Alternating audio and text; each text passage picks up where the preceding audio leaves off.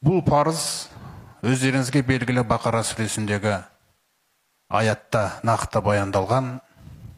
Аузу биллахи минаш шайтанир раджим. Я айюхаллазина аману. Ей иман келтіргендер, Аллаға, Алланың елшісіне, қасиетті Құранға, Құранның уәдесіне, Құранның ескертуіне иман келтіргендер. Кутиба алейкумус сияму.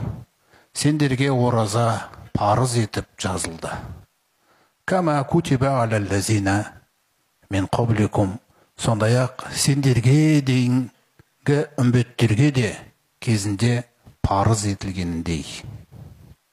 Егер біз сұрайтын болсақ, иман келтіргендер, Раббымыз бұл Рамазан айының оразасын парыз етудегі негізгі мақсат не? Менің рухым, менің ақылым қай нәрсеге қарай жұмыс жасау керек? Бұл жердегі өзекті мәселе не? Әлде тек сен үшін осыны ұстап бір ай жанды қинау ма? Парызды мойнынан түсіру ма? Негізгі мақсаты не деп сұрайтын болсақ, Алла тағаламыз бізге айтады: лағаллакум таттақун. Тақуалардан болуларың үшін. Олай болса мақсат айқындалды. Рамазан бізден нені қалайды? Рамазанды парыз еткен Раббымыз бізден нені қалайды? Тақуалықты. Тақуалық не дегенде қарапайым сөзде? Алла тағаланы көрмей қорқу. Лияғаламаллаху мән яхофуху билғойби дегендей, мысалы Маида сүресінде Алла тағала білуі үшін оны көрмей кім қорқады екен? Олай болса Рамазан айының оразасында менің негізгі жұмыс жасайтын қасиетім ол тақуалық. Бұл тақуалық жүзеге асу үшін маған Алла тағалаға иман келтіргеннен кейін Алла тағаланың көркем есімдерінің ішіндегі осы тақуалығымды іске асыруымды, осы тақуалыққа жаттығуымды, осы нәрсені бойымда істетілуіне көмектесетін есімдері бар.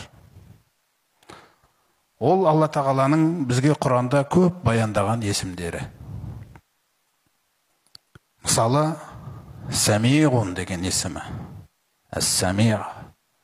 Қараңыз, бізді қалай тәрбиелейді? Ей құлым, мен күллі нәрсені естимін. Яғни сен сөйлегенде.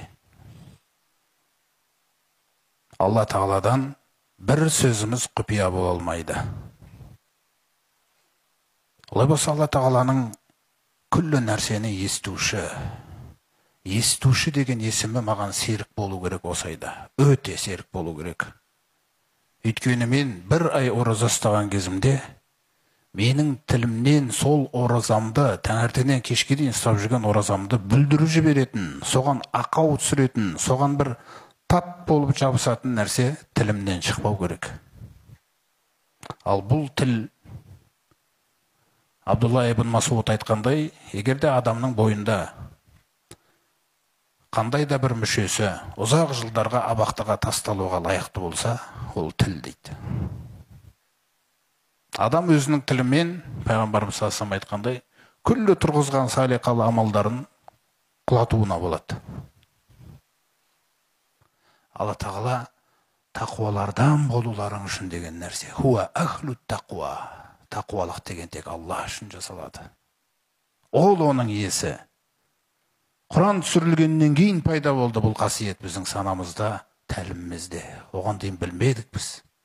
Алланың қадірін абайлаудың не екенін, Алланың айтқанын абайлаудың не екенін, Алланың көріп тұрғандығын абайлау, Алланың естіп тұрғандығын абайлау. Кәдімгідей Алланың сипаттары маған әсер етеді. Жүріс-тұрысыме дейін басқарады. Отырған кезімде не үшін отырдым, тұрған кезде не үшін тұрдым деген. Міне сонда Рамазан осындай бір керемет қасиетті бізге сыйлағалы тұр екен. Егер мен де дайын болсам, Алланың менен қалаған нәрсесін атқаруға.